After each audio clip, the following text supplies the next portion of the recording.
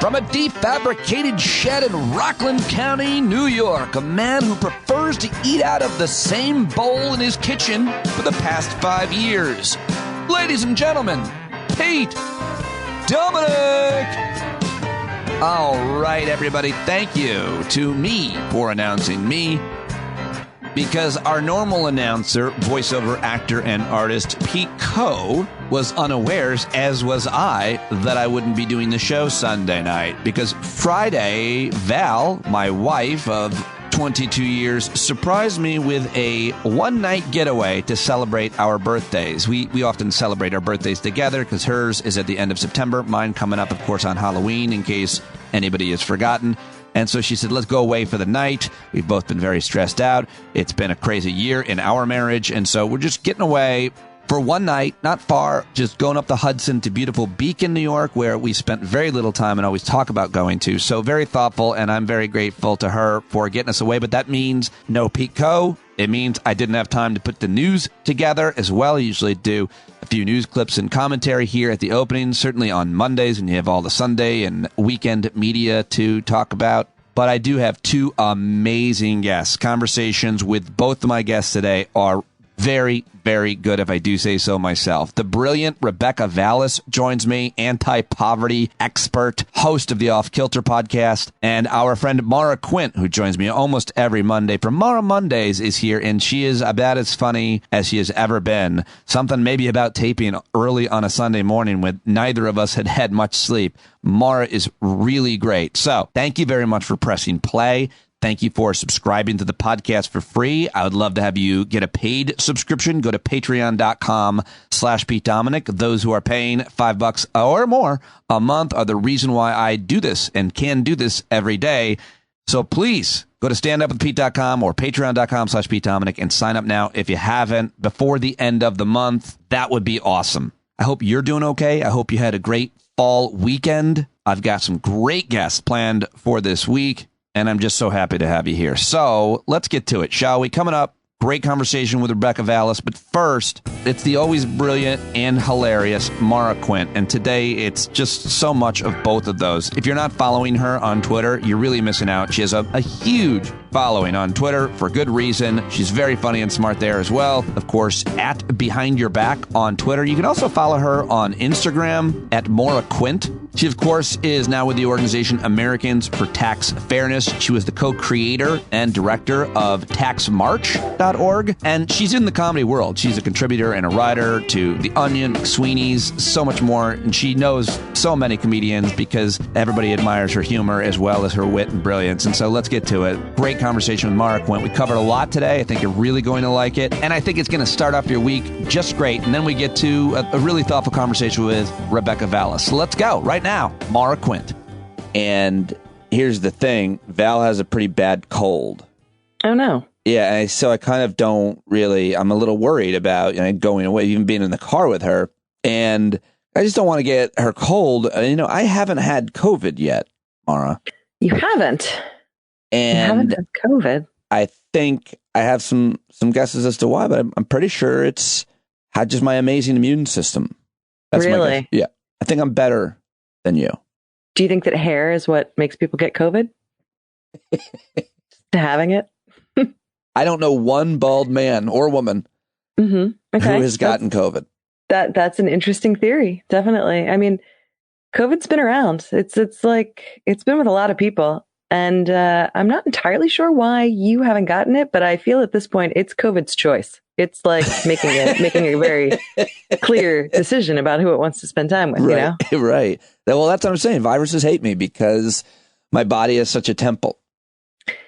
I see. Mm-hmm. I see. What kind of temple is this exactly? Is it like losing it football kind of temple? Or like what exact sort of temple are we talking about? By the way, speaking of which, I feel like I should be some disclaimer. Like, I have no idea. Most likely it's because I'm not around people as much or something, or it could be, who knows, blood type. I have no idea. I haven't gotten COVID either. Oh, wait a second. Yeah. And I have lots of hair. Oh, wow. Do you? Mm-hmm. I do. Not a lot of hair. Okay. I went way off there. That was like full exaggeration. I posted a video of us talking on Twitter, and apparently you didn't see any of the comments. A lot of people are like, is that a wig about you? Yeah, no, it's fair. I wish it should be a wig. If it were a wig, it'd be red. I would absolutely have a red wig. Anyway, sorry, that's off topic. I have also not had COVID. That's the point. Wow. Well, you work from home too. I make out with everyone too. So that's like a really weird thing. Like I'm just out there. It just, my lips are on everything. Didn't you have a date scheduled with a guy and he said he had COVID and you said, quote, "I don't care," and you went anyway? Isn't that?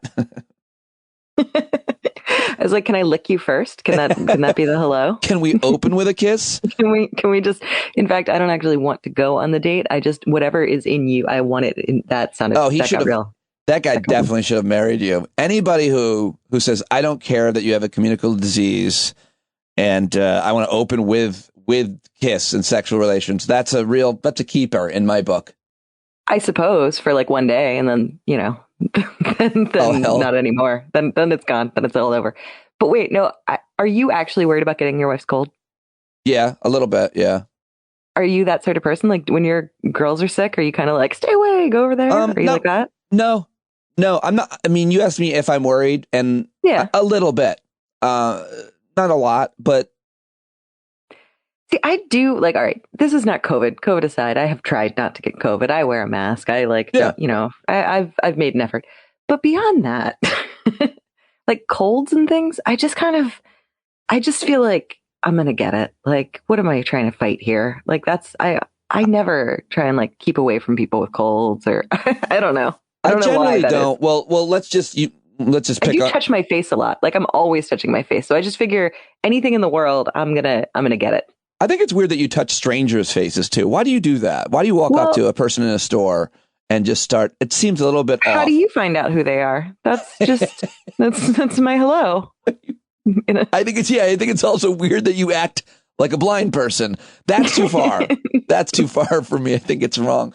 Well, wait. Here's the test though on the not worrying or where you're on the spectrum of concern with contracting a virus that you're around someone at work or certainly at home with your kids.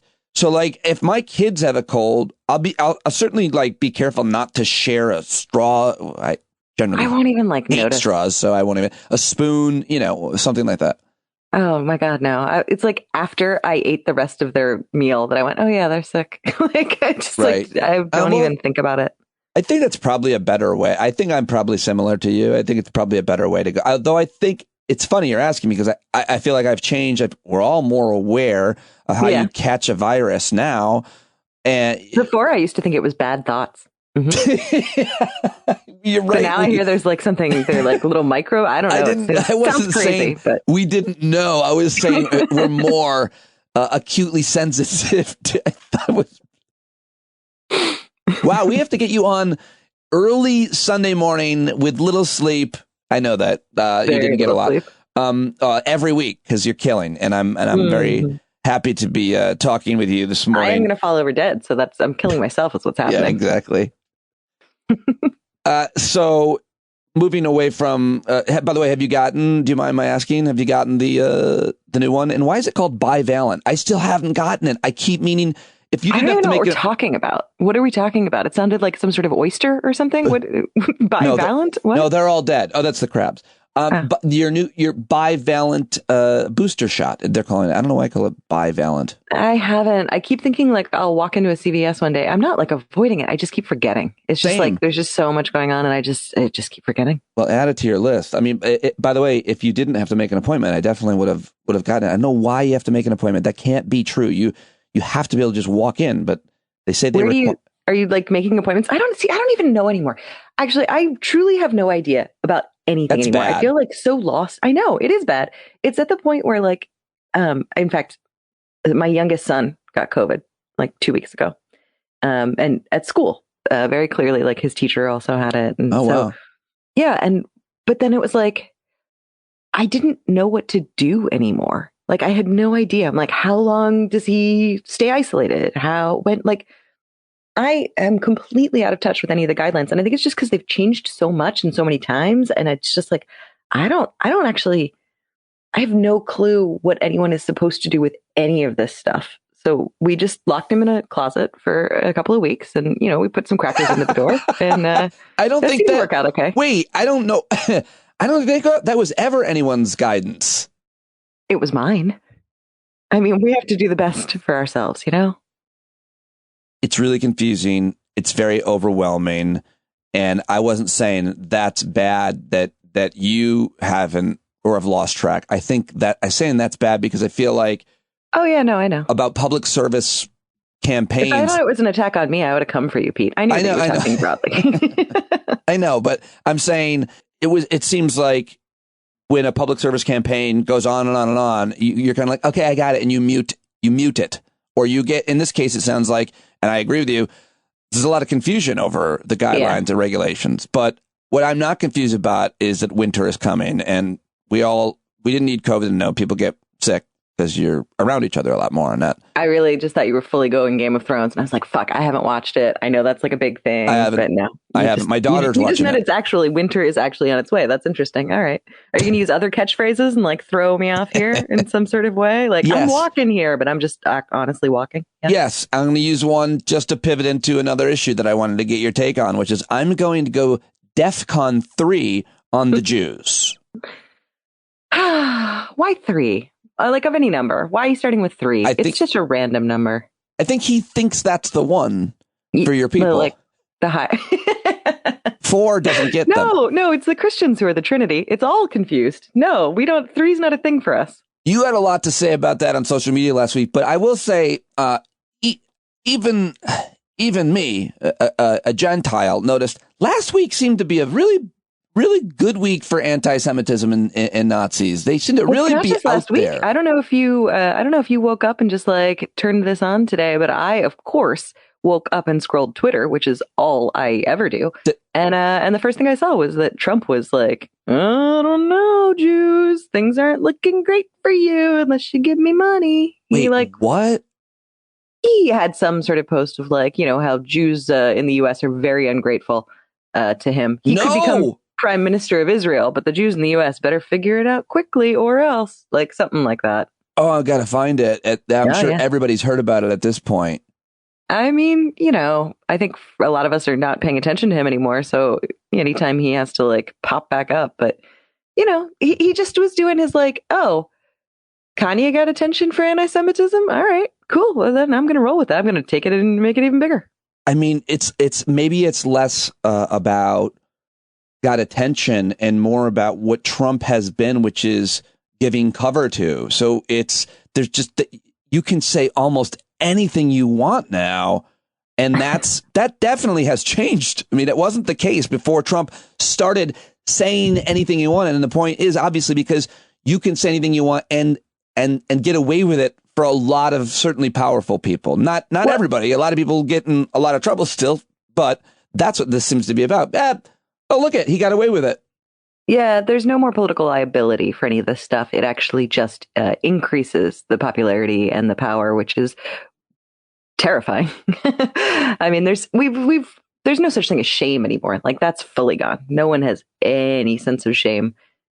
We like fully abandoned that one. Well, I just want to be clear with what we're talking about because not everybody. I mean, like we're talking, I think specifically in this case about politicians, because there is I think. God damn it, Pete! Let me overgeneralize wildly and say things that'll just piss everyone off and give me lots of actuallys. It's funny because the truth is, you and I will be talking for a few minutes, and then when I hit record, and then we change just a hair, a little bit. But everybody is in media. Yeah, I think you always stop your Jew rants right before the recording, which I appreciate. You did not say they were anti-Jew rants. Those could you have been more clear? I always go off on these amazing long pro-Jewish rants right before I hit record with Maura to try to really, pro-Semitism, sure, yeah, soften her up, or it's almost like an apology for what has happened to her people that she identifies as. I'm going to bring it up at Passover every year. Just, have you heard about Pete? I wonder if that's why there was, like, at least it seemed in the ether, a lot more anti-Semitism because of the highest holidays of the year. I wonder if that had it just put it in the zeitgeist of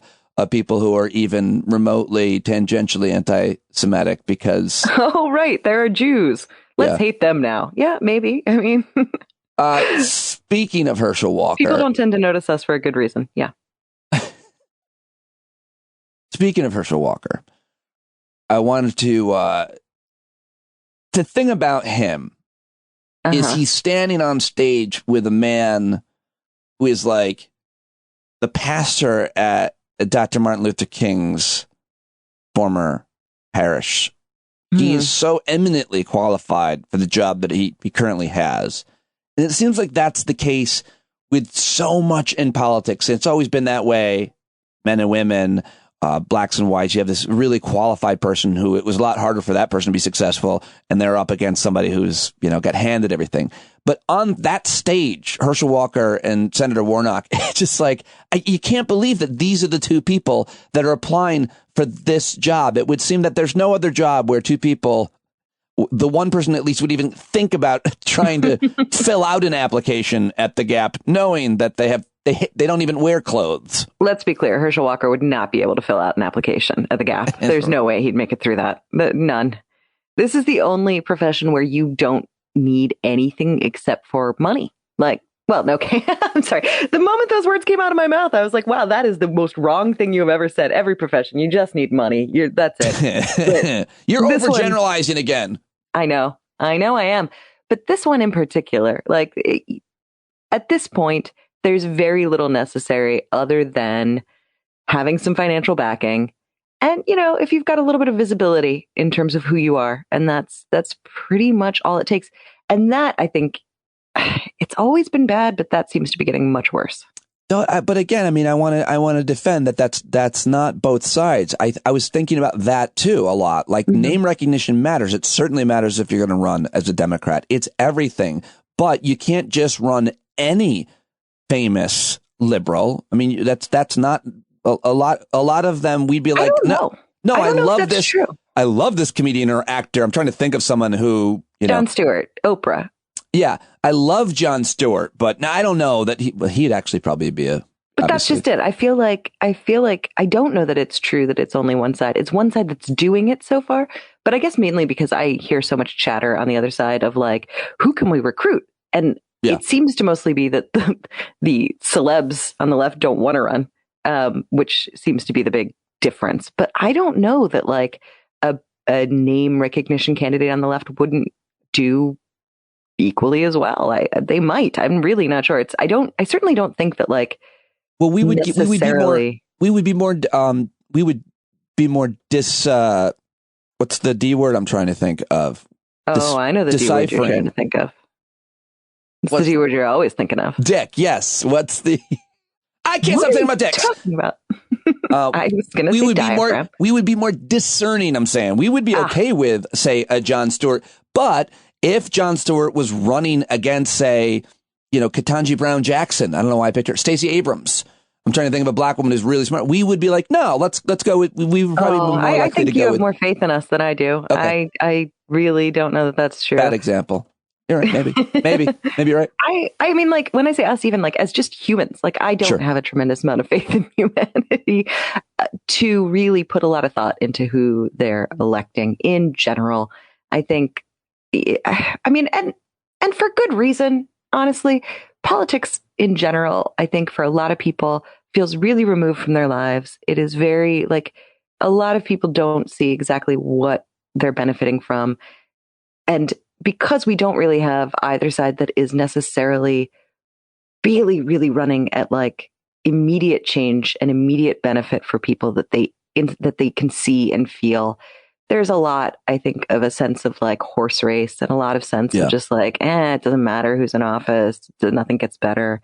I feel like there's a lot of that sort of sentiment that goes around, which is, it's hard to fault someone coming from that perspective. I agree with a lot of that, but just getting back to my original point, if it was Herschel Walker and Senator Warnock on the stage, my point is, and I'm not joking at all, if part of the debate was spell the following word, you would imagine Warnock would have no problem and nail every word, even tough words to spell, but Herschel Walker wouldn't be able to do it. And all I'm saying is, I think at least a certain percentage of us on Earth One, absolutely, even though I agree with you, we're disconnected from politics and politicians sometimes, we'd be like, clearly one of these people is smarter, is more qualified. And on the right, exclusively in this point, they don't really care.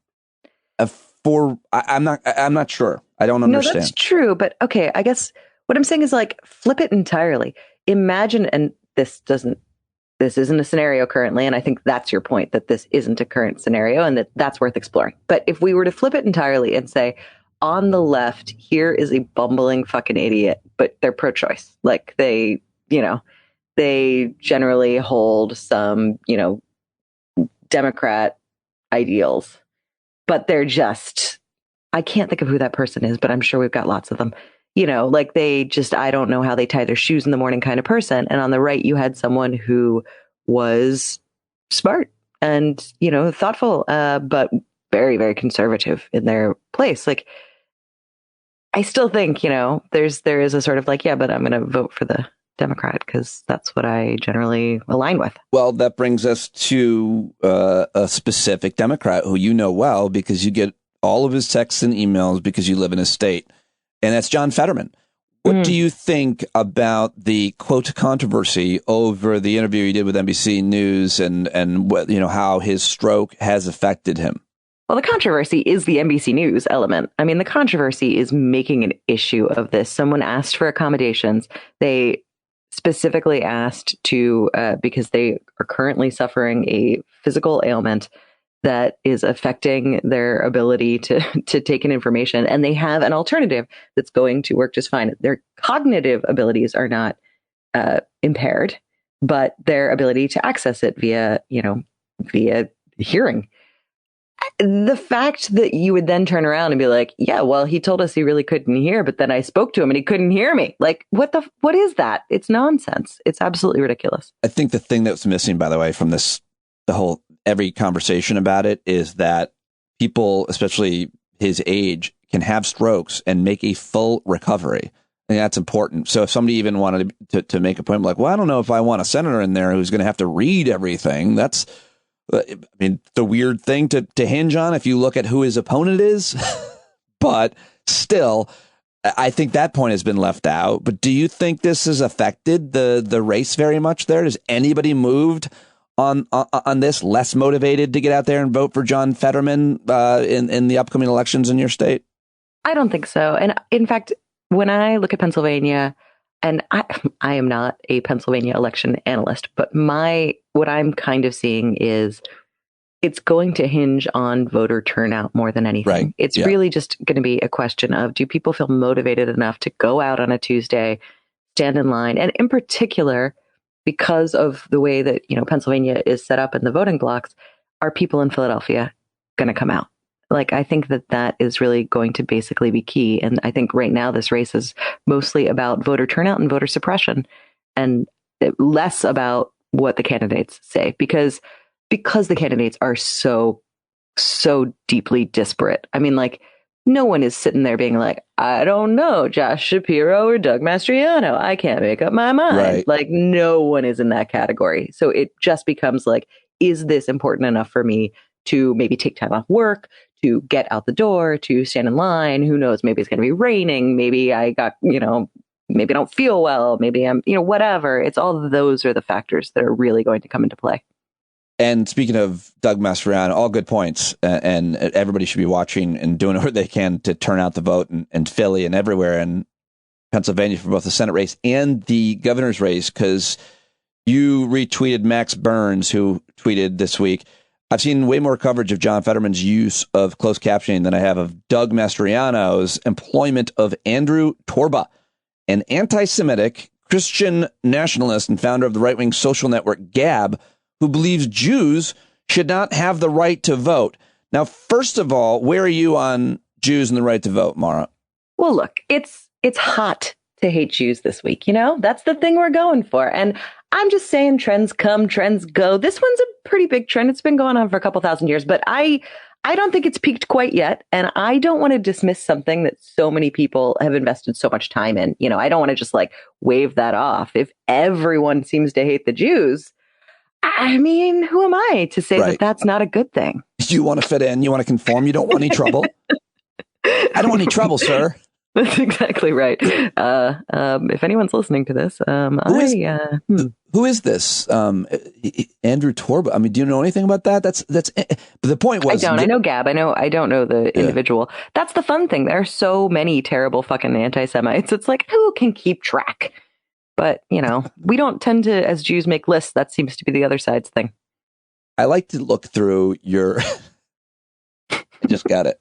Yeah, okay. I like to look through your Twitter feed and see what, if anything, will catch you up on 2 or 3 tweets. And then I decide that you really either have thought a lot about that one, it really hit you, and you're mining it for the gold, or whatever it is. But you spent 2 tweets on one story that a lot of us heard about this week, which is the guy who went on CNBC and talked about inflation, how bad it is, and said he spent $28 at Taco Bell. That was a big story this week.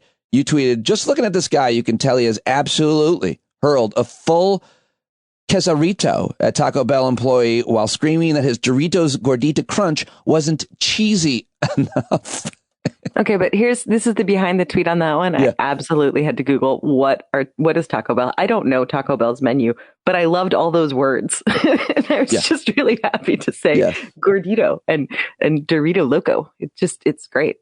I want to go there now just so I can speak the words aloud all the time. I feel like there's a larger, smarter point as to why you were, you maybe you didn't put 2 tweets about that. Maybe that was the only one. I did. No, I did. Okay. I quote tweeted him. Okay, I'm looking for the other one now. But the point, I think, is this is your lane: economics, tax policy, inflation. Oh, I thought you meant Taco Bell. It's like, I'll take it short. Yeah, absolutely. I can't believe you said you don't go. You don't have one.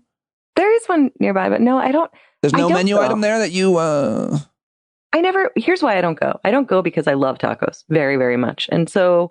You don't want to see terrible things being done to them. It's like, it just breaks your heart. It's like that commercial with the puppies in the Sarah McLachlan song. It's like, oh, but I love animals and I don't really want to see that. That's how I feel about tacos. That's how I feel about nachos. Okay. Yeah. That's fair. That's totally fair. It's like, I don't need to see what perversions are happening over here. But my love is pure. What? My love is pure. The larger point was that I feel like you think that his comment was kind of a bit of an exaggeration about using that. I mean, you're seeing a lot of that, and you're seeing a lot of that concern around inflation. My big point around about this was it's not inflation isn't something caused by Democratic or Republican policy as much as it is you could dig deep, but the issue around the price of oil and microchips, and as a result, still of COVID. I mean, but we're constantly getting hammered over the head that it's Biden's fault that things are expensive. Well, there's a lot of causes for inflation, but in this case, I mean, we're talking about prices going up, and sometimes that is a factor of inflation. But ultimately, when we really dig into this, what we're seeing is corporations are using this moment to increase their prices and increase their profits, and they are raking in absolutely record profits. So mostly what we're seeing here is corporate greed that's just getting passed down to us. I mean, I know it's shocking, corporations being greedy, wanting to get the biggest possible payout they can, but that's very much what is going on in a lot of these cases. And it's frustrating to see it blamed on anything else. I did not mention that as a cause. I'm going to add that to the list. Corporate greed. Put it in there. Yeah, right, I mean, that's why wouldn't you charge as much as you possibly can get away with? Or you're saying that there should be some kind of ethical choice that even if the prices have gone up for us, we're not going to raise them on you, like the dollar pizza guy.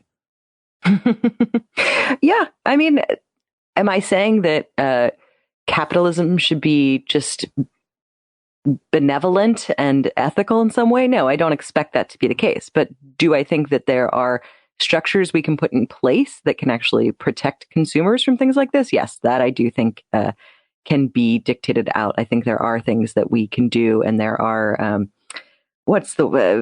there are checks that we can put in place on these types of things. But I think most importantly, we should pay attention to it, because when we don't look at things that are root causes like corporate greed, we cede that point to let anyone say whatever they want about it, and they can use it as a political point. They can point to any particular thing and say, see, that's what's causing it. And you end up in this kind of like medieval place in terms of what knowledge is actually out there. Because if we aren't honest about what's happening, then it's all just sort of like a speculative fantasy that can be used to fling at whoever you want. That's the name of your new album, isn't it? Speculative fantasy that you can use to fling at whoever you want. Yes, actually. Thank you so much for remembering.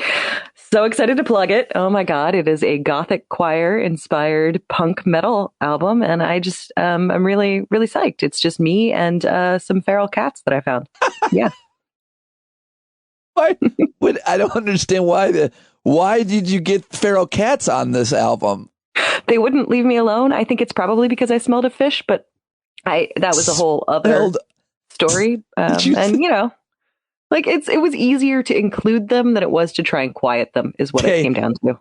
Just going to unpack comedy for those of you who don't do it, but smells of fish is way funnier than smells like fish. I don't know why you made that choice, but it was top notch. By the way, the most, like, going through your Twitter timeline, and I read this headline this week, and I was like, that can't be a thing. The most upsetting thing from last week, the kind of almost most undercovered, and I really do want to try to get to the bottom of this and unpack this. I'm looking for it now, but people might have heard about the fact that the crabbing industry has been like suspended for the year because there's like 1 billion crabs just missing, gone. And it means like $200 million loss to the economy. But I mean, people probably know a little bit about the crabbing industry because those TV shows on the whatever channel, there's all these TV shows dedicated. I don't know if you know. Real Housewives. It's no, I don't. There's several of them. No, they're not. It's a different. We're talking about different crabs altogether, No. Maura. You didn't know that? I guess, yeah, no, I misread that, maybe? I'm not sure. I don't... The Deadliest Catch, I think, was the show I was listening to. But here is... that sounds like Real Housewives, yeah. Alaska snow crab season canceled as officials investigate disappearance of an estimated 1 billion crabs. I read that headline. Then I read a couple headlines about, like, huge percentages of species loss. And then I had to go outside. I had to go outside and check to make sure there were still bugs. Kill some more species? Yeah, I killed I want to do my part. I crushed one lanternfly and I went back inside. That's what we all got to do. We're all chipping in here to murder those goddamn lanternflies. Lantern moth. Do you have any thoughts about that? Or like, why did you share that tweet? Do you have any, like, what did that? Well, I shared that tweet in particular because it was a headline the same day that those climate activists hurled soup at the Van Gogh painting. Right. Yeah. And so to me, they were very much connected, right? Because we're talking all about whether or not this was an effective form of protest and why would they do such a thing, which they very purposefully chose to throw soup at a painting that was behind glass that was not going to be harmed. But there was tremendous outrage, for what they did. And I that's a whole sort of separate conversation. But it seems to me that they were talking about climate. And here we have this other major story that doesn't mention climate anywhere in the headlines. It does not speak to it. But I'm guessing that things like seawater levels rising because of global warming that is melting and putting more water in, that is creating different sea ecosystems. There's probably a word for that. You're nailing it. Is affecting our marine life, and we're winding up with things like no crabs. I mean, this seems to me to be probably a pretty straight line that crabs disappearing, at least that crabs disappearing, probably our fault. Probably something we're doing is my guess. I'm guessing that they're not just suddenly more murderous and killing each other at like some higher rate. Killing each other. Your main guess about the biology there is whether or not they're killing each other. That's the secondary. I'm saying that's probably not the case. Not their main predators. Could be something like the amount of microplastics that we're dumping into the oceans that maybe is affecting the way that they can function. I mean, like, I don't know, but I'm guessing that it's us. We're probably the problem. I think you're warm. I think you're very warm. Warm like a bowl of crab soup? Oh, by the way, will it affect your diet? Do you eat crabs ever? Or crab anything? I don't eat any seafood. No. Oh. I know. It's a weird one. It's the sort of thing that, like, I honestly feel bad when I say it. Like, I'm saying something terrible about myself. Like, oh, like I feel shame. I feel shame, but I don't. I just don't enjoy it. It's mostly because anytime it's a fully, like, it's not for any good moral reasons. It's like a total, like, emotional blip where seafood always looks like it could just get up and leave my plate in some way. And I'm just like, this creeps me out. Like, I don't like that I have to like, you want me to crack the leg of something and then suck out its innards? It's just like too primal for me. I'm just like, oh, I'll have a grape. I'm good. Like, that's kind of scary. Like, wow, there are like a lot of 8-year-olds listening going, she sees me. Yes, that's very true. Okay, I'll let you go, but let's end with Maura, the segment we like to do. Maura, unpack this tweet. Here it is. At Behind Your Back. You tweeted, I think today, kind of confused. I'm being told there's more sports today when you all clearly used up all the sports yesterday. I think I know what you're referencing here, but what was the catalyst for this tweet? Maura, explain this tweet. There's a lot of wastefulness, okay? You know, we're all wasting a lot of things. We're buying fashion. We are, getting these large portions at restaurants and throwing half away. And I'm just saying, all of the sports were done. We did it yesterday. All the sports were done. Mm-hmm. So, now people are like, oh, I want more sports. And I just don't think that anybody really actually has the time or space for more sports today. And I'm not sure why we're trying to bring more in. We're done with them. We're good. Like, let's move on. Let's do something else today. I don't know. Let's go garden. You're wrong. There's never enough sports. And this is peak sports season, I think, because you got football, baseball, hockey, basketball, and the playoffs in baseball, of course, and soccer's always seemingly going on around the globe year long. But and I like to sit and have multiple screens and multiple sports, and that's who I am. And you're attacking my identity. Yeah, I am. I am attacking your identity. It needs to be attacked. But the fun thing for you is, I think that's a sport. So, like, that's just more of what you're looking for, right? The thing that I can't understand, or that I certainly grew out of over 20 years ago, was the idea that on a Sunday in the fall in New York State and in the Northeast, on a beautiful Sunday, that you would be inside watching a sport. That I have just zero tolerance for, because winter is coming. There are a few more Sundays that you have with your family or off where it's beautiful and it's autumn, and you're not going to enjoy that. You're about to. That bothers me for real. Like, I could never do that. I'll tape it, watch it tonight at least. Or sit outside on your phone and stare at it. Is that what you're going for? And what I think that is I think that's offensive to the vampire community. Okay, not everybody can be outside during daylight. And I think that you should probably think about these things before you speak. Well, apparently you wanted to offend just about everybody today. Maura? Yes. Thank you. I want to start some shit. You're welcome. Happy Monday. Happy Monday, everybody. Have a great week. This was especially fun and funny. Much appreciated. Well, what did I tell you? How about it? Maura Quint killing on today's episode of Stand Up. Go let her know how much you appreciated it. At Behind Your Back on Twitter. Maura Quint on Instagram, though. I never plug her Instagram, so go check her out over there.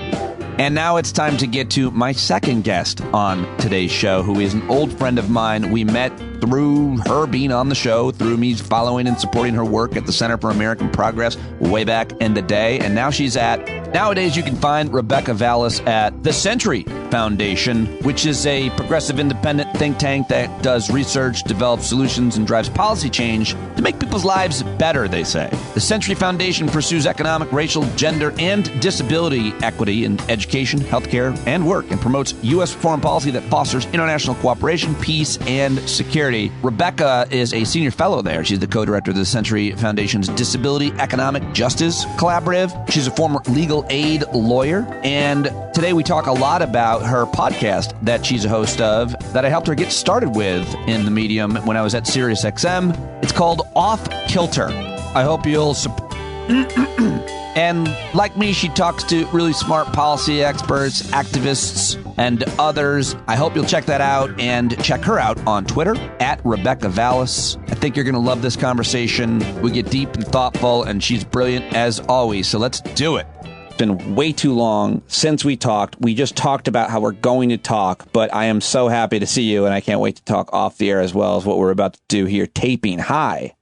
Hey, Pete, it's like having the meeting about the meeting about the meeting, yes. Right? We're talking about talking, but I'm glad to be talking to you about talking to you. Yes, thank you for dialing it all in and bringing us back, because we were talking about, I asked you about your relationship with technology, kind of tongue in cheek, because you didn't have the Chrome browser on your computer.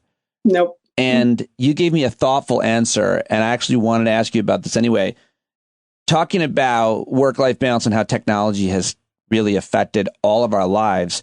So more specifically, what have you done to have a healthier relationship with your phone, social media, the internet, your computer, that type of stuff? And is it working? Oh, it's such a great question. I mean, Pete, we could spend hours just talking about that and not even get to why we were supposed to have this conversation. But I actually really love that question, and I kind of want to broaden it out a little bit, because it isn't really just about technology, right? I mean, in some ways, I think what we were saying before, and I'll repeat a little bit of what I was saying off air for the benefit of the listeners. I mean, at this point in human history, we have a very complicated relationship with technology as humans. It's an enormous blessing in some ways, all the things that we're able to do, but there's a real dark side of it as well. And I don't know that that's one that a lot of us have consciously reckoned with. So that's a lot of what I've been struggling with, reckoning with myself, especially during this pandemic, as we've all sort of been forced to slow down and reevaluate in some ways what is our relationship to work and really what is our relationship to life. So for me, I mean, I've always had a love-hate relationship with technology for a lot of reasons. I'm sort of like a Luddite trapped in a young-looking person's body, right? You're like, you don't have Chrome, and I'm like, nope, Pete, I don't, right? But that being said, I did not say it quite like that. It was close. It was exactly like that. It was judgmental for sure. Don't get me wrong. And it just was wasn't quite that tone. But go ahead. Yes, exactly that. I think the bigger question, and this is especially true for people for whom technology is part of our work, and that's not true for everyone. That's also a very class-based divide, but especially for people who, like I do these days, work remotely. And so that means our work is in the computer or it's in the phone, right? The technology is the access point. Asking the question, what's your relationship to your technology, actually really starts to get into a bigger question, which is, what is your relationship to your work? And so part of the reason I'm taking your very thoughtful question there and maybe giving you a longer answer than you were looking for is because, it's personally speaking for myself, and I think there are a lot of people in this place, the past couple of years have been a real invitation for me to ask the question, who am I beyond my work? Right. And it's so easy to become this one-dimensional person, especially in the Washington, D.C. public policy, politics circles I've moved in for the past decade or so. It's so easy to become a one-dimensional person who begins and ends with your work. And I really had lost touch with the parts of me that I think you know, and that maybe people who are close to me know, but which are more than my work. And so technology, and getting back to your question, right? Realigning my relationship to technology so that I'm not constantly on my phone, so that I'm not on Twitter all the time, as I was, and so that I'm not constantly spending every minute that I have free catching up on email or whatever it is, has actually been really transformational for me. It is a journey. I am certainly not done yet. I'm not at a destination, but it's actually allowed me in a lot of ways to kind of pull my head up, look around and be like, oh man, look at this world that exists that is not in my phone. And that sounds silly, but that's actually been a lot of what the past couple of years have been for me. Well, I mean, I think that's literal. You literally take your phone. I do this all the time. I'd be walking the dog and looking at, we should be honest about what I'm looking at because it's really embarrassing, like unimportant things. Super, not like email and getting back to people like, I don't know, something that somebody said. I'm following some stupid stories. And then you pick your head up and you look around, as you said. But it's interesting because you're a person who I know pretty well, but I always want to know better because it's like, what is she doing? She seems to have it right. She's got it together. She's a really smart person. So what does she do in this case, in this situation? So we're talking about an issue that everybody deals with. And I just want to stay on this one more time for one specific tip or thing that you have done. So I don't have to go research it and think about it. If it works for you, I'll give it a shot. Like, have you deleted social media? Do you have only a certain time that you do a thing? That's what I want to do. I want to be the guy who answers email during this time. I've never had that kind of discipline. I'm just a scattershot all the time. I really am. It's bad. But also it's really easy to be really judgmental of yourself, right? And to be like, I'm just bad at this. I'll never be good at this. I mean, I think that's another thing to check, right? Because we can all work on these things. Sure. But, yes. There isn't one silver bullet and everyone's going to be different. And I'm not going to pretend that I have it all figured out because as much as you may think I do, Pete, I will tell you, I do not. I know you don't, but that's what I also admire about you. I know that you've struggled. I know that you've made mistakes. I know that you're not, I don't have you on, but I don't know those specifics. But with this case, I do know that you still, there's things that you do, choices. While it's not perfect, you've done something to change your relationship in this transition period, which we all need to do, I think. Well, I think my number one thing that I will name and what's coming through for me right now, so I'll say it, and I don't know that this is the only answer anyone could give to this question or that I could give to this question, but I think it's that my day no longer starts and ends with technology. It used to be that the first thing I did when I woke up in the morning is I grabbed the phone that was next to my head because it was also the alarm and it's all the things. And the first thing I did was to check the phone. Who texted me? What did I miss in the middle of the night? Check Twitter. What's going on? What's the news? Right. And it used to be the last thing I did too. I would be, sending off one last email, checking Twitter, whatever the thing was. Right. And then putting it next to the bed. And that's one thing I'll name. I no longer do either of those things. My day now starts without technology and it ends without technology. And that can, it can look like different things for different people. I don't want to say you have to start in a certain way, but the first thing I do in the morning now, is I wake up, I get up, and I spend, I read. I actually spend time with a book, with a hot beverage. And I'm in a totally different state of mind than when I start to get into the work, as opposed to, oh man, I've been doing this since 6 a.m. I've been doing that too. And then it was amazing and I stopped doing it. Why did you stop? I thought it was more of a thing. I think I transitioned out of it when summer ended and school started and I felt like I had less time or something, which is not true. I had actually more time. It's like an excuse because I had less time when the girls were home because I was always, they're 14, 17. They don't really want to do anything with me, but I was always trying and being there and hanging out with them. It was summer. Anyway, and they were gone most of the time. So yeah, I fell off. But you remind me and I appreciate that. And I'm going back as a result. Well, now, no time like the present. And, I will say it's really, really difficult to change those kinds of habits. And so it can be really easy to get discouraged when you feel like you fall off. I don't want to suggest I'm perfect in any of these regards, but, the more that you build the muscle and the more that that's the habit that you build, you start to kind of rewire yourself. I don't know, Pete, it feels like this conversation is not an accident. No, well, no conversation with you is an accident. See, I'm very flattering today, as always with you. I have you on such a pedestal, as people know, and are going to be really happy to hear you back. So what I want to ask you, obviously, is about your work, and the podcast is back. Off Kilter, everybody. It is back, and we just talked about, and you touched on the transition, what the pandemic did. And it's been fascinating to see what has happened both in policy circles and with government and obviously politics, but also what you're talking about, how we are changing in the way that we're thinking. And part of what you said at the opening of your podcast, and even in, I guess, the release that went out with it, with your message, which I read, I was so thoughtful, is that there's a paradigm shift. Explain that. That word is, it's a big word. It's a big word, but also it's a use word a lot of big words. Sorry, Pete. I'm a nerd. You know I'm a nerd. What do you expect? I love where you're starting with this conversation, right? And so before we get into paradigm and what is a paradigm, and I'm going to be an Elter nerd, and I'm even going to take us to the Greek word that it comes from, because I feel like it's a word we throw around in advocacy spaces a lot, and people don't really know what we're talking about. Yeah. But before we get to that, I want to share some words that maybe are the right place to start this conversation. They're not my words; they're words from a poet and an activist who is incredible and brilliant, and is really a modern day oracle. Her name is Sonia Renee Taylor. And I would encourage and invite anyone to go check her out if you're not familiar with her work.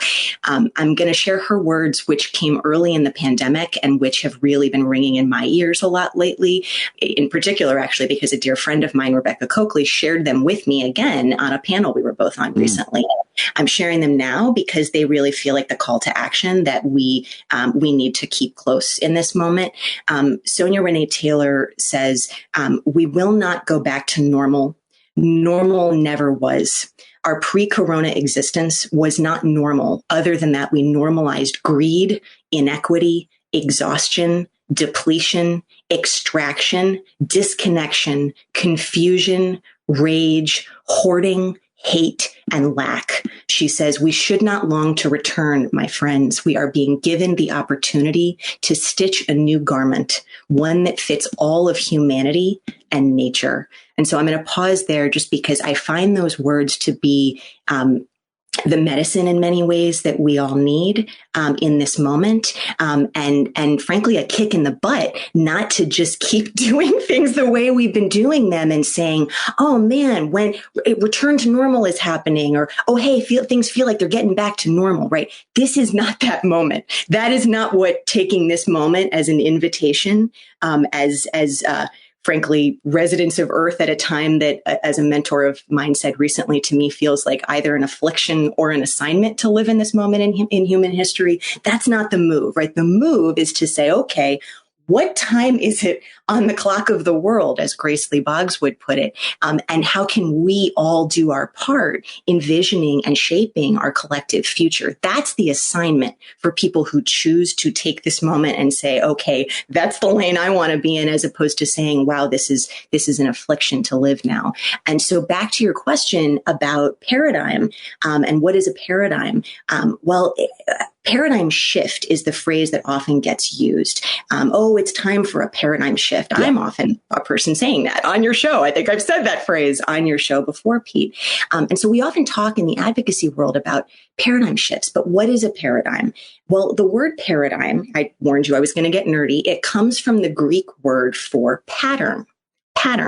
And so one way of understanding what a paradigm is that it's a set of patterns and scripts and life patterns and life statements that invisibly set the parameters for what we all experience as a society.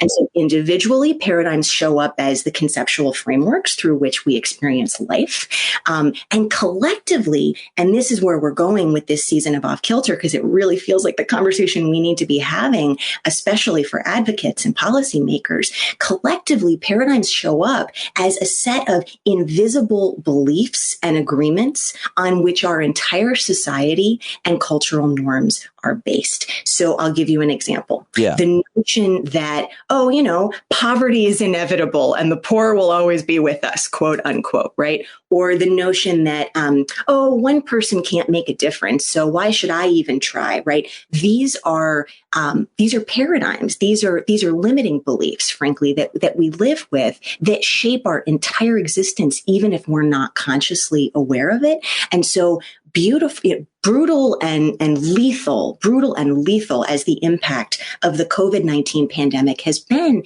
as Sonia Renee Taylor notes, and as I talk about in our opening episode of Off Kilter for this season, we're at a moment that is an invitation for a whole set of paradigm shifts. But that's only if we accept the invitation not to go back to normal that never was, apart from the parade of social ills that it normalized. So that's a big part of the inspiration for, frankly, a new chapter of a podcast that's been around, thanks to you, for about 7 years now. Started on Sirius XM because of you. I can blame you for the start of this. But it really did feel like the moment to switch gears, get out of the news cycle, and sort of zoom out and say, what moment in human history are we living in right now? And how do we explore and get conscious about some of those collective limiting beliefs that are standing in the way of building a society where everyone is actually meaningfully free? Wow.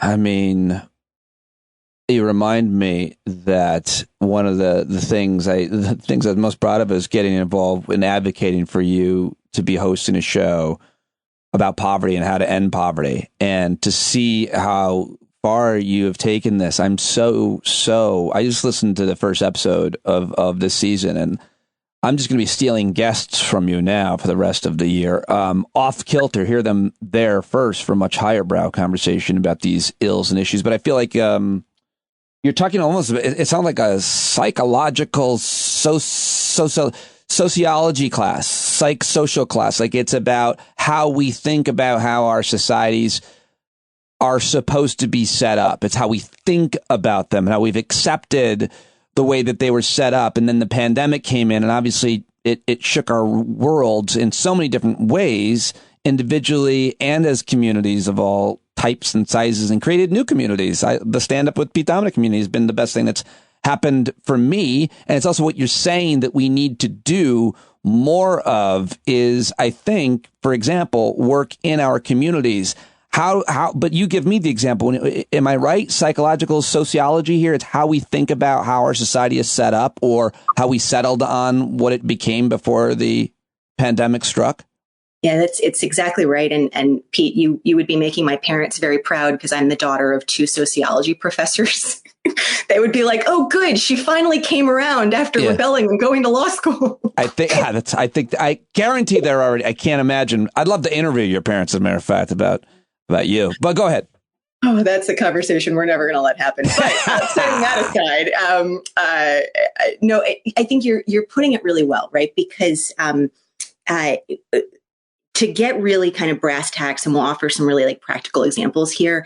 I've spent my entire career working broadly at the intersection of inside the system and outside the system, right? That some people call it the inside-outside game, where it's like you learn how the system works and you develop relationships with people that you can influence, but you're also working on the outside with the folks who are outside, right? And that's sort of how I've bridged as a legal aid lawyer, as somebody who's been an organizer in policy spaces and in advocacy spaces, as someone who's done a lot of work with narrative shift. It's sort of bridging inside and outside. And the reason that I say that in those terms, especially for people who maybe don't do public policy work and wonder, like, how do things happen? How does an idea become a bill, become a law, right? Well, what it takes is it takes someone starting with an idea, right? And if the idea that someone has and the place that you're starting is just tinkering within the edges of what already exists, the status quo, then you're going to get lots of refining of, okay, the thing that already exists. But if the place that you start is actually something that is fundamentally wholesale different than what already exists, and it's a dream, it's a vision, right? It's not within the 4 corners of the status quo, then that's where you have to do the work to actually get to a place where that dream can become a reality. And that's what takes shifts in collective consciousness. And it's not actually all that common that people in policy spaces talk about it in these terms, right? We might talk about public opinion. We might talk about polling. Sometimes people want to sound really cool and be like, I do narrative shift work, right? Which is like the new hot thing in Washington, D.C. But all of it fundamentally is actually it's consciousness work, because in order to build public and political will around something that needs to change in order for justice or liberation to come about, for example, you need people to first be aware of the social ill, right? And then you need there to be enough attention around that social ill that our policymakers feel like they have to act. So that's a little bit of the kind of the part that never gets talked about for how policies, public policies that impact huge numbers of people, or laws that get passed and impact huge numbers of people, go from an idea into a reality. So I think of myself, and I don't know that I've talked about this publicly much. So here I'm saying it to you, and now I'm going to say it publicly. I think of myself, and I think of everyone who does public policy work, as we're all in the business of reality creation. That's what it is, right? Because frankly, when you're involved with making public policies and laws, there's a lot of privilege and a lot of responsibility that comes along with that because of how many other people's lives you're going to impact. So long way of saying that it feels to me very, very, very much as someone who's now been doing this work in sort of DC policy circles for a little over a decade now,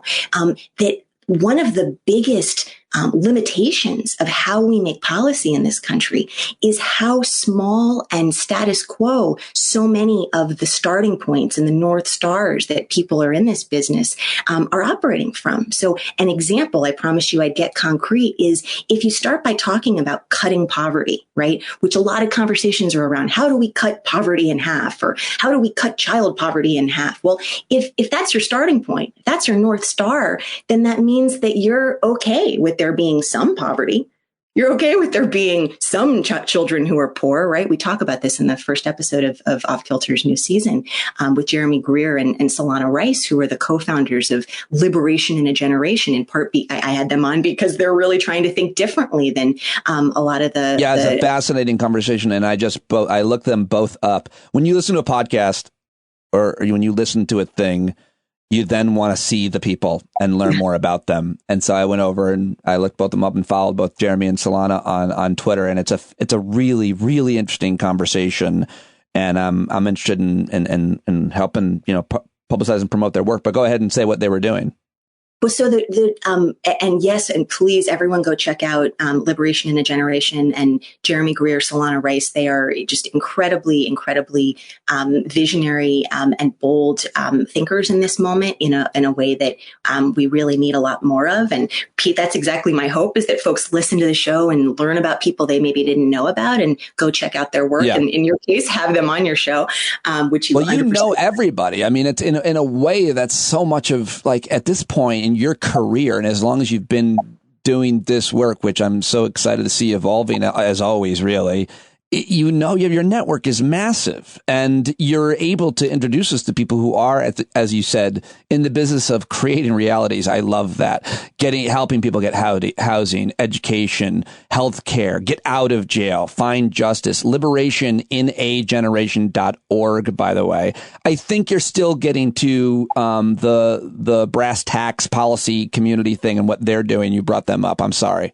No, it's the point is that if we're starting with something like cutting poverty as a frame, that is generally where the Beltway, Washington, D.C. policy circles all start, right? And then it's, the appointed day in September comes and everyone gets new census data and goes, how'd we do? How much did we cut poverty, right? If that's where we're starting, we're never going to get to a place where we actually have what I think the real metric and North Star needs to be. And that's economic liberation, right?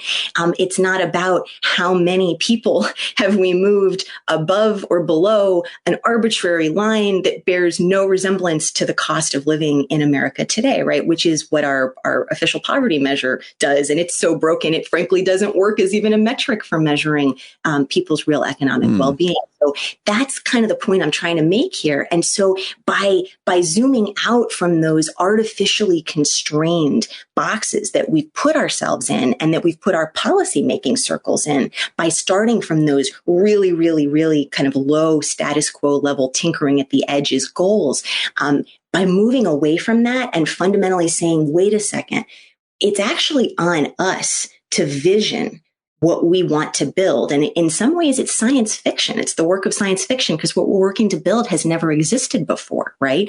And so I want to note there are modern day oracles, people I consider to be modern day oracles, like Adrienne Marie Brown and others. She defines herself as an emergent strategist and like me, a scholar of magic. Modern day oracles are increasingly describing the moment that we're living in as a battle of imaginations. And that really resonates for me because it's a new framework of understanding the oppression economy that we live in. A battle of imaginations is a way of understanding that oppression is what happens when someone or a whole bunch of someones are living in someone else's dream instead of being free to dream their own dreams. And so that's why I just feel like this is a moment to be doing the dreaming. This isn't a moment to just be doing the, inside the news cycle warfare. And I want to be clear, we've got really important midterms coming up, and it is really critical that everyone get educated and go vote because there's a lot at stake in those midterm elections when it comes to our personal freedoms and specifically when it comes to marginalized groups. But we can't stop with the day-to-day news cycle or even this Congress or this administration kind of thinking. We've got to be doing this vision work at this moment and proactively visioning not just how do we tear down systems of oppression, and that's a lot of what I talk about with Jeremy and Solana, but how do we actually vision the dreams of what we want to build in those systems place. I love that. It's almost like instead of finding your favorite pundit, host, show, podcast, YouTube, whatever, and there are visionaries within any of those, I suppose, but find the vision and the visionaries that you want to support and learn more about and spend time on a longer term thinking about how to create these paradigm shifts you're talking about. But I feel like this conversation is so important, and you are one of these visionaries. I've always thought of you that way, and I want to ask you more about the oppression economy and other things. But I'm hung up on something, which is how do we talk about this the way that you are so good at talking about when the other conversation on Earth 2 is that JFK Jr. is back and the QAnon movement and the conspiracy movement, and that within that there is this Christian nationalist movement that is making things harder for marginalized communities, and that is part of our reality right now. And I feel like I'm spending so much time thinking about them and what they're going to do, and I feel like you're living in all of the world and in reality, and you know that that's happening as well. So how do we talk about the oppression economy without talking about the fact that we can't even get people to listen to, look at, understand something far easier even to understand? I don't know, the role of government in our lives. Well, I think that the two are related. The two are very related, right? Because I mean, I don't want to get too partisan about this because I think that there is a new world order at some point that is going to form. And I personally am someone who believes that, because I think in long terms, right, we're probably on the precipice of a political realignment in terms of our two-party structure, one that frankly might have actually happened sooner if we hadn't seen certain elections turn out the way that they did in the past 10 to 15 years. And I'm not alone in thinking that, nor am I the political scientist you should have that conversation with, because I am not a political scientist. I'm a former legal aid lawyer who does policy work. But I think the best way I can think to answer that question is that if you're spending all your time arguing with folks who believe in QAnon, and if you're spending all your time worrying about those folks, then you don't have any time left to be thinking about what you believe and what you're actually working to do to build the world that you want to live in. And again, it can feel very much like, well, what good is my voice going to do? I'm really small. But when you add individuals up into groups, you end up with the potential for frankly doing magic, for doing what we're talking about, that reality creation work. And that comes through organizing, that comes through, some of the amazing work that groups like Liberation in a Generation are doing, supporting and working with and learning from movement groups, right, who do that work of organizing. And so I think that the move in this moment, in my opinion, is to get out of a little bit of the my side, your side, and instead to move into, well, what is it proactively that I want to be part of building? And I like the way you put it before. It can be overwhelming to think about visioning as something that each of us individually is supposed to do.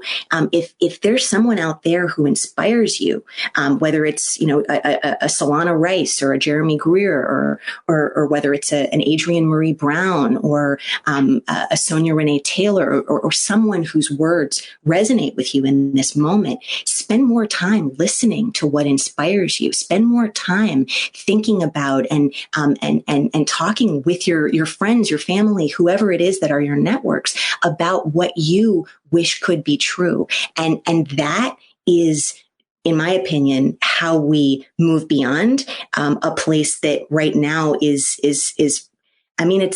we're kind of stuck, right? If we just keep doing, well, I've got to get on Facebook and argue with my uncle who said something about QAnon. Well, that's why I have to go now. Actually, our time is up because my cousin is telling me 5G is going to take over my soul. 5G, the microchip is in the vaccine or whatever else. Yeah, I hear what you're saying. It sounds like you're saying that we can't worry so much and spend so much time thinking about what they're doing. We have to actually be, as opposed to, we're always going to, let's be honest, but as opposed to doing actual good things with the time that we have here on our journey. Like, what are you doing today to help support this vision or idea long term? And you've been doing this stuff your whole career. So, talk to me about some of the things that you're seeing in communities, and this word specifically, maybe we could unpack a little bit more. Liberation. I've heard economic liberation, Black liberation, trans liberation. Let's say whatever you want about that. Help me understand that. It seems like a newer thing for some of us, not for others, maybe. No, not for others who have been in this struggle. And I think thinking and talking in these terms, going back to Dr. King and to others, right? So these are not new concepts, but frankly, they are new for a lot of folks in Washington, D.C., where we have an outsized concentration of power over everybody's lives in this country because of, frankly, how public policy making happens right now. And there has been some progress over time to do some level of inclusion work. We've got a slightly more diverse and inclusive Washington, D.C. right now than we have before, but there still is a real separation when it comes to the folks holding the reins of the power and the folks on the outside banging and saying, "Hey, pay attention to us." So I'll offer an example and some of actually how I've been bringing some of these principles into my work recently, because I feel like it offers also a nice example of how we have greater power in groups and when we come together than when we try to go it alone or think that, well, it's not worth trying because it's just me.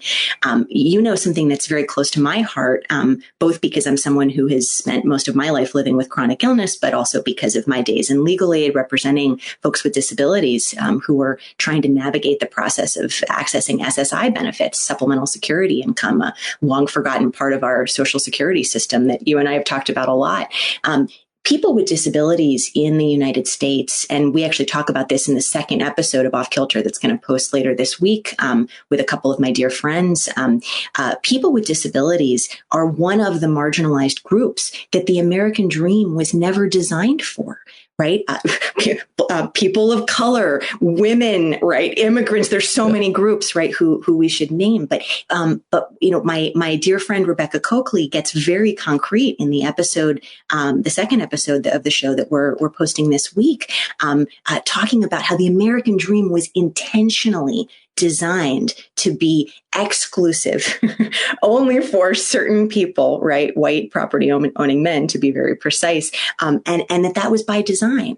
And so here we are at a point where we're now starting to see large numbers of people asking the question, who is the American dream working for? And can we redesign that dream? Can we re-envision that dream? People with disabilities are one of the communities, and the disability community, the DISCO, as it's lovingly often called, is one of those communities that has been saying for quite some time, wait a second, we've been promised a lot of things, including by policymakers.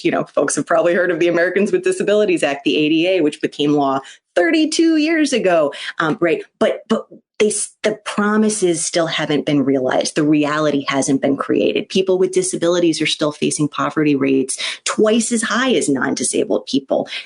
Food insecurity rates 3 times as high. People with disabilities make up about half of people who are unhoused in this country turning to a homeless shelter on any given night, right? Those are just some of the statistics. So I think it's fair to say that economic liberation for people with disabilities is still a dream, right? It is a dream. It is not a reality. And the disability community has, I think, been very aware for quite some time that you can do all the work of chaining yourself to the fence. You can crawl up the Capitol steps, all the things that it took to even get to the place where we had the first civil rights law in the books for disabled people, the ADA, among other important watershed laws and regulations. And it still isn't going to get us there if the people in power don't believe that people with disabilities are part of the us and entitled to the American dream in a real way that shows up in a disability lens being applied across all of our public policy making, instead of people with disabilities being sort of a them who's an afterthought, who maybe sometimes we throw some crumbs. So reason I'm sharing all of this is because, frankly, I've been really frustrated and fed up. And so have a lot of people with disabilities across this country. We did some polling. About 3 in 10 disabled people in this country believe that leaders in Washington even care about people with disabilities, right? So folks are noticing. But it's time to do things a little differently. And that's where bringing numbers to bear really comes in. And so that's the impetus behind a project I've been honored to be involved with called the Disability Economic Justice Collaborative, which brings together dozens and dozens and dozens of really powerful groups in Washington together with disability leaders to say, you know what, it's time people with disabilities became part of the us in Washington, D.C. So that's one example of the kinds of efforts that are sprouting up all over the place that are connecting movement to power in Washington, but in a way that centers the leadership of the people who are most impacted by the policies, because frankly, that's the most important thing we can do as we put people back at the center of policy. You did more than anybody has in my life to connect me with the disabled community, because that's a community, a marginalized community that if you're not close to somebody, it's pretty easy to look away from. And so you introduced me to a whole bunch of heroes that I have loved following on Twitter and even working with on a couple things. So I'm so grateful for that. Let me ask you a dumb question, but I have to ask you this question. I do have to ask you this question because as a straight, white, privileged man with the added privilege of, just impeccable bone structure, I need to know when am I liberated? Like, when has liberation been met? And I know you're going to pound me into the ground with your answer in a thoughtful way, but people will ask that. When do you know that you're liberated? So I think the first thing to say is that, and this is a a truism. It's a notion. It's a truth. It's many things. It also often sounds cliche when it gets said, but it needs to be the place that we start, which is to say that none of us is free until all of us are free. And, there's a Buddhist vow for the Buddhists among your listeners, the Bodhisattva vow, which is about you can't just be working for your own enlightenment, right? Until everyone is enlightened. No one person is free. No one soul is free. I think the important thing to say here, and the important thing, we actually talk a lot about this in the episode with Jeremy and Solana, because I asked them a very similar question, is that it's collective liberation that we're all working for, right? It's not liberation for one group. It's not, I'm not here telling you we just got to talk about people with disabilities, right? Or, just people with long COVID, or just people with Down syndrome, right? In fact, that's a real move we've seen in the disability community over the past 10, 15 years is towards fighting for collective liberation as a big tent, as opposed to one disease group or another disease group saying, hey, we just need to fix this thing for my people. Zooming out to the whole broader conversation around liberation, it's collective liberation that we all need to be doing our part fighting for. And that starts with centering the groups that have been most marginalized and who have been most shut out. It starts with checking and being really conscious of our privilege, like you just did, and being aware of where we are part of and identify with marginalized groups, and where we actually hold a lot of privilege. But it also then comes down to using the privilege that we have to do exactly what you do, Pete, and to do what I endeavor to do, and what many of the folks that we have on Off Kilter all the time endeavor to do, which is to create platforms for people who otherwise are marginalized and not centered and not heard. There is no such thing as a voiceless person, right? It's just people who aren't heard is something that many of us often say in this work. And so, Pete, by having the guests on the show that you have on, right, and using the platform that you're able to create and the privilege that you have to have that platform exist, I mean, that's a great example of how you are doing your part every single day. It doesn't require having a radio show. It doesn't require having a podcast, right? To be able to do that. We all have different spaces that we move in. So, for example, a way that a lot of folks in Washington, D.C. spaces have been starting, I think a lot of work still left to do here, but have been starting to do their part, is say you get invited to speak on a panel. Ask who else is invited to speak, right? Am I the right person? Or maybe do I need to actually pass the mic to somebody else? I pass on most of the speaking invitations I get these days to other people who maybe the folks who are inviting me don't know, but who they're going to love, right? Oh, I would never do that. But that's exactly what people need to do. And I'm joking. I mean, I like to think that, I appreciate your kind words, but I'm proud of my career in media, and I carry very little shame about or regret about any of it. I'm really proud of it. But I think that, and I don't know if we talked about this, but listeners know, the work I did in a local Board of Education election last year was the most satisfying thing in a way I've ever done. And I've talked a lot about that here on the show. Back to you, pointing to that, like doing those kinds of things is really bringing our conversation full circle. Getting involved with a long-term vision is what you can do to, if you want to believe and support what Rebecca's saying, I certainly do, create a paradigm shift. You have to get involved, and getting involved is actually spiritually enriching, because I've met so many amazing people, and more than anything else in this podcast, really. But that's what you're saying. That's right. Thinking about ways to make this a little more accessible and approachable for folks who maybe don't have a podcast or who aren't doing policy work, or even just getting informed about some of the folks that are doing work out there who, Pete has on his show, or who I have on my show. I mean, that's actually a big part of why what we're doing with this season of Off Kilter, is trying to give folks some fodder for inspiration, right? I'm lovingly calling this season of Off Kilter your imagination curriculum, right? When it comes to economic liberation. So the folks that I'm going to be having on this show all season, they're my friends, but they're visionary change makers who are asking the question, questions, saying it doesn't have to be this way. What if? What if we as a society didn't base the notion of human worth on someone's work? What if we as a society didn't tolerate the levels of homelessness that we have? What if we as a society didn't assess the economic health and well-being of our country on the stock market, but instead on how families are doing, and average families at that, right? As opposed to just folks at the top or just at the bottom. There are so many what ifs that this is a moment to be asking. And even just asking those questions yourself is doing the work of trying to make conscious some of the limiting beliefs that don't have to stand in our way if they become visible, and we choose one person at a time to release them and replace them. So your work is not your worth. For anyone who needs to hear that, that's something I've been working through myself, bringing us full circle to where we started this conversation, right?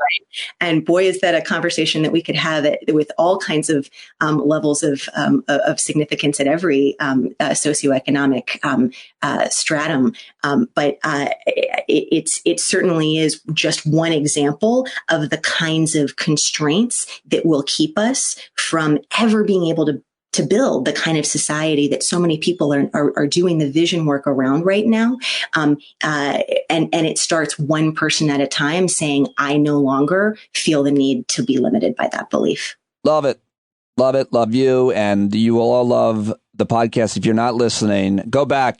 Rebecca just mentioned the first 2 episodes of this season, but go back and listen to all the old episodes too, which are so relevant and important on issues across the spectrum of economic liberation, how student debt became a $1.6 trillion crisis, announcing the Disability Economic Justice Collaborative, which is something you did back in April as an episode. You talked about building narratives behind and power behind reparations, which our longtime listener, Kimberly Richardson, helped create in Evanston, Illinois. She's a hero, and so many other people that are doing this work in episodes. So go back and listen to old episodes. Congratulations on another season. Thank you very much for joining me, and I will continue to look and see who you're having on, and then call them up and tape a conversation with them. All my guests, Pete, that's what it's for. It's just to give you and everybody good guests. So if you're a radio booker, come steal my guests. That's what it's for. Thank you, my friend. Always good to see you, Pete. Well, there you go. Rebecca Vallas, everybody. Off Kilter podcast. Go subscribe, go listen, go let her know on Twitter that you heard her here on the show so that she will come back. I mean, Rebecca will always come back, and so will Maura. They're such great friends and people, and I just feel so lucky and privileged to know them and get to talk with them and tape those conversations and share them with you. But I couldn't do it without you, because I have to make a living. So if you haven't subscribed to the podcast, I got to plug that now, annoyingly enough. StandUpWithPete.com. Go subscribe right now. Great week of shows coming up, planned for you. Lots of great guests. Always let me know who you want to hear. Join us in our community and help build the show. If you are a subscriber already, check us out on the Discord platform. And if you want to be part of the Stand Up with Pete Dominic Street team, there's a whole section on Discord for that. We'll see you on Thursday nights as well. If you're a subscriber, always doing a hangout on Thursday nights. And that's it. That's all I've got for you. I'll talk to you tomorrow. John Carroll, take us away for today.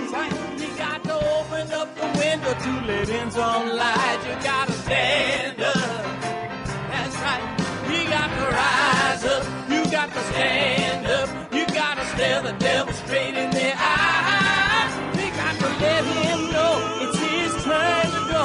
See it clear and all you hear is a lie.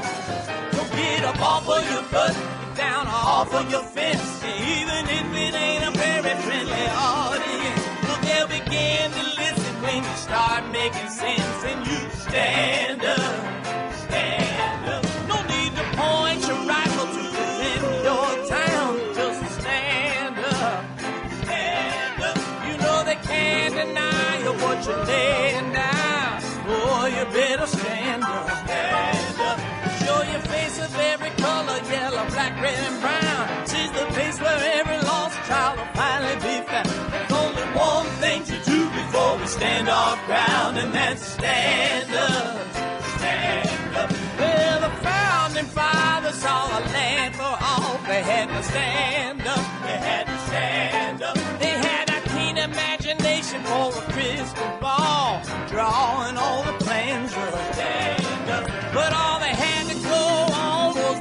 they were in with other causes for loss, and since they weren't even sin, they knew that change was gonna come before the change could begin. They had to stand up. All right, they had to stand up. We got to stand up. We got to look the devil square in the eye. We gotta let him know it's his time to go and make it clear when all we hear is a lie. Why you lying awake wondering where the money all went? It'll be the cost of freedom that'll go unspent. You can see him flee the scene of that experiment if you stand up.